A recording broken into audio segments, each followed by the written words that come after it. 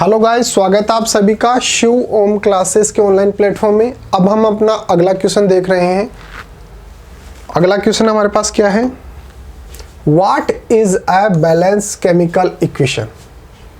कोई भी एक बैलेंस केमिकल इक्वेशन क्या होती है, उसकी डेफिनेशन क्या होती है? Why should chemical equations B balance? और कोई भी जो केमिकल इक्वेशन होती है वो बैलेंस क्यों होनी चाहिए? कोई भी जो केमिकल इक्वेशन होती है वो बैलेंस्ड क्यों होनी चाहिए, उसका हमारे को क्या देना है? रीजन देना है। और इसकी डेफिनेशन क्या होती है वो हमारे को बताना है। तो बैलेंस्ड केमिकल इक्वेशन क्या होती है और इसकी हमारे को रिक्वायरमेंट क्या होती है, वो दोनों चीजें हमारे को यहाँ पर बतानी है। तो हम इसका आंसर कैसे लिख सकते हैं, ये मैंने यहाँ पर लिखा हुआ है। ये आप जो है एज इट इज अपने बुक के अंदर जो है वो बना सकते हैं। अपने एग्जाम के अंदर अगर ये क्वेश्चन आता है तो एज इट इज आप लिख सकते हैं। मैंने यहाँ पर एक एग्जाम्पल भी दे रखा है, बिल्कुल अच्छे से समझा रखा है। तो सबसे पहले इसकी डेफिनेशन पढ़ते हैं कि बैलेंस्ड केमिकल इक्वेशन क्या होती है, और फिर देखेंगे कि इसकी हमारे को नीड क्या होती है। तो हम क्या लिख सकते हैं? The equation in which number of atoms of each element is equal on both sides. Both sides कौन कौन सी? रिएक्टेंट और प्रोडक्ट साइड। कोई भी जो रिएक्शन होती है, जैसे A प्लस B, ये रिएक्शन करके AB बना रहे हैं, तो इस तरफ जो होती है इसको तो बोला जाता है रिएक्टेंट, और इस तरफ जो होते हैं, जो रिएक्शन के बाद हमारे को मिलता है, वो होता है प्रोडक्ट। तो हमारे को बोला जा रहा है कि भाई कोई भी केमिकल जो the equation in which number of atoms of each element is equal on both sides of the equation is known as balance chemical equation। ऐसी केमिकल इक्वेशन जिसके अंदर दोनों तरफ, रिएक्टेंट की तरफ और प्रोडक्ट की तरफ, जो एलिमेंट्स हैं, जैसे A है, B है, A है और B है, इनके जो एटम्स हैं वो दोनों तरफ बराबर होने चाहिए। जितने रिएक्टेंट के अंदर होंगे उतने ही प्रोडक्ट के अंदर होने चाहिए। जैसे मान लो कि यहाँ पर A जो है उसके एटम कितने हैं? एक है, और इस तरफ भी कितना है? एक है। तो एक A का एटम और एक B का एटम मिलकर और AB बना रहे हैं। इसके अंदर A का कितना है एटम? एक ही है, और इसका भी कितना है? एक है। तो दोनों तरफ जो atoms of A and B are equal. जितने यहाँ पर A के एटम हैं उतने ही यहाँ पर भी हैं, जितने यहाँ पर B के एटम हैं उतने ही यहाँ पर है। इसका मतलब ये रिएक्शन जो है वो कैसी हो गई? बैलेंस्ड इक्वेशन हो गई। अब दूसरे तरीके से देखते हैं। मान लो कि यहाँ पर जो है वो 2A है, 2A है और 2B है। ये रिएक्शन करके और AB बनाते हैं, मान लो। अब यहाँ पे A के एटम कितने हो गए? 2, और B के एटम कितने हो गए? 2। लेकिन अगर ये सिर्फ AB बना रहा है तो इसके अंदर A का एटम कितना है? केवल 1, और B का एटम कितना है? 1। इसका मतलब यहाँ पे number of atoms of A और number of atoms of B not equal two atoms of A and B in the product.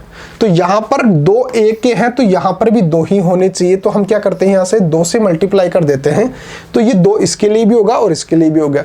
तो क्या हो गया? 2 एटम किसके हो गए? A के हो गए, और 2 ही एटम किसके हो गए? B के हो गए।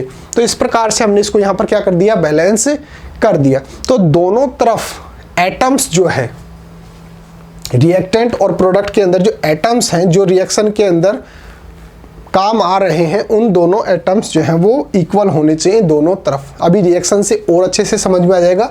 केवल आपको इतना सा याद रखना है कि दोनों तरफ, रिएक्टेंट की तरफ और प्रोडक्ट की तरफ, जो एटम्स हैं, जो भी हम एलिमेंट ले रहे हैं, उनके जो एटम्स हैं वो इक्वल होने चाहिए दोनों तरफ।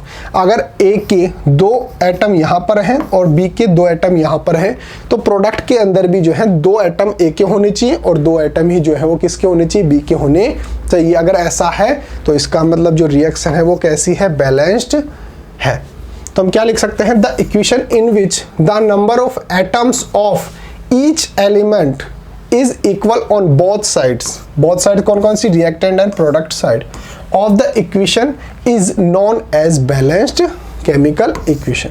अगर दोनों तरफ एटम्स जो है वो बराबर हैं, दोनों तरफ अगर एटम्स इक्वल हैं, तो इसका मतलब वो रिएक्शन कैसी है, बैलेंस्ड है।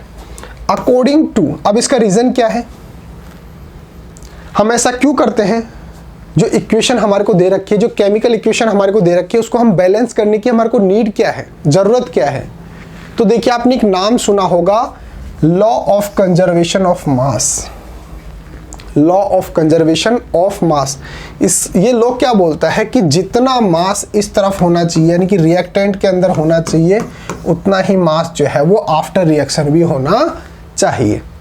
जितना मास यहाँ पर है उतना ही मास जो है वो यहाँ पर भी होना चाहिए। जो रिएक्टेंट मिलकर जितना मास,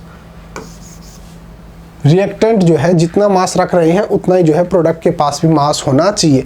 अगर जैसे मान लो यहाँ पर एटम्स दो हैं, यहाँ पर भी दो हैं, लेकिन यहाँ पर अगर एक एक ही है दोनों के पास, तो इसका मतलब यहाँ पे मास कुछ अलग है और यहाँ पे मास अलग है।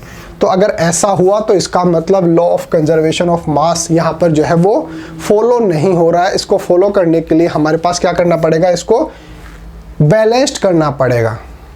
तो according to the law of conservation of mass, when a chemical reaction occurs, the mass of the products should be equal to the mass of reactant. Mass of product must be, should be equal to the mass of reactant. दोनों तरफ जो mass है वो equal होना चाहिए। Therefore the amount of atoms in each element does not change in the chemical reaction. इसलिए जो elements हम ले रहे हैं ए और बी, इनके जो एटम्स हैं वो भी इक्वल होने चाहिए दोनों तरफ। As a result the chemical equation needs to be balance. और इसलिए हमारे को जो है वो केमिकल इक्वेशन जो होती है उनको बैलेंस करने की जरूरत पड़ती है। तो देखिए हमने यहाँ पर एक रिएक्शन हमारे को दे रखी है, इसको जो है हमारे को बैलेंस्ड करना है। तो बहुत ही अच्छे से इसको समझना है। वैसे तो मैंने आपको पीछे समझा दिया कि एटम्स जो है हमारे को उनको इक्वल करना है। जो रिएक्टेंट हैं उसके जो एटम्स हैं वो, और जो हमारे पास प्रोडक्ट मिल रहा है उसके जो एटम्स हैं वो इक्वल होने चाहिए। तो number of atoms of elements in reactant is equal to number of atoms of elements in product. जितने रिएक्टेंट के अंदर जो एलिमेंट्स हैं उनके एटम्स हैं, उतने ही जो प्रोडक्ट के अंदर जो एलिमेंट है उनके एटम्स जो है वो इक्वल होने चाहिए। जैसे एग्जांपल हमारे को ये रिएक्शन जो है वो दे रखी है, Fe2O3 प्लस 2Al, ये रिएक्शन करके Al2O3 प्लस 2Fe बना रहे हैं। ये तो क्या हो गया, ये तो हो गया रिएक्टेंट, और ये क्या हो गया, प्रोडक्ट। ठीक है। अब जैसे Fe ये क्या है, एक एलिमेंट है, O क्या है, एक एलिमेंट है, Al क्या है, एक एलिमेंट है। तो इनके जितने यहाँ पर एटम्स हैं उतने ही एटम्स यहाँ पर होने चाहिए। दोनों तरफ जो एटम्स हैं वो इक्वल होने चाहिए। तो इसको हम बैलेंस करने के लिए क्या कर लेते हैं, इस प्रकार से एक टेबल बना लेते हैं। यहाँ पे तो नाम लिखते हैं नंबर ऑफ एलिमेंट, जो मैंने आपको बता दिया Fe, O और Al, तीन है हमारे पास एलिमेंट। Fe का मतलब आयरन, Al का मतलब एल्यूमिनियम और O का मतलब ऑक्सीजन।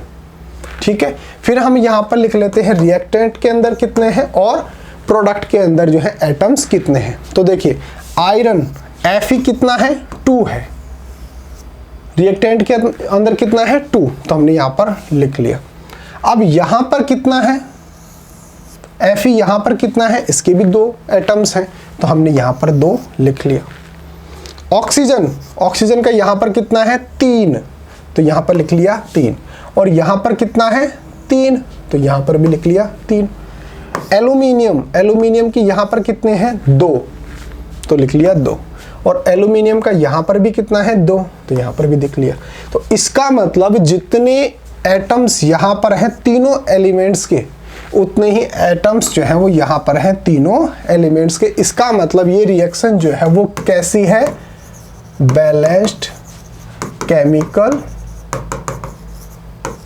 इक्वेशन है। अगर यहाँ पर कहीं पर भी चेंज होता, 19-20 भी चेंज होता, जैसे मान लो यहाँ पर 3 होता, यहाँ पर 2 होता, तो हम बोलते कि ये जो है वो बैलेंस्ड इक्वेशन नहीं है। लेकिन चूंकि यहाँ पर जो है वो सभी के सभी जो एटम्स हैं वो इक्वल हैं, तीनों के तीनों एलिमेंट्स के, इसलिए हम बोल रहे हैं कि ये जो रिएक्शन हमारे को दे रखी है वो बिल्कुल बैलेंस्ड इक्वेशन है। तो मिलते हैं अगले टॉपिक के साथ, तब तक बने रहिए शिव ओम क्लासेस के ऑनलाइन प्लेटफॉर्म के साथ। Thank you so much.